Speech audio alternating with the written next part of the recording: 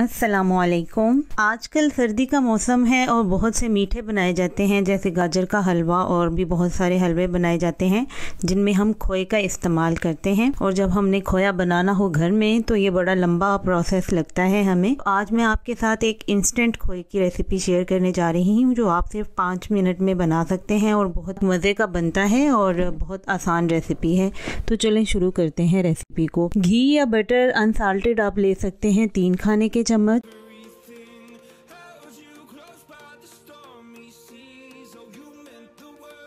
में हम दूध डालेंगे आधा कप। जब दूध गर्म हो जाएगा तो ये फ्रेश होल मिल्क लिया है मैंने, तो आप कोई सा भी होल मिल्क ले सकते हैं जो आप घर में इस्तेमाल करते हैं। आधा कप मैंने लिया है और जब ये गर्म हो जाएगा दूध और बटर तो अब इसमें हम 1 कप पाउडर मिल्क शामिल कर देंगे। तो इसको बस अच्छी तरह मिक्स करना है। पाउडर मिल्क को हम आहिस्ता आहिस्ता शामिल करेंगे ताकि इसके लम्स ना बने और अच्छी तरह इसको मिक्स कर लेंगे।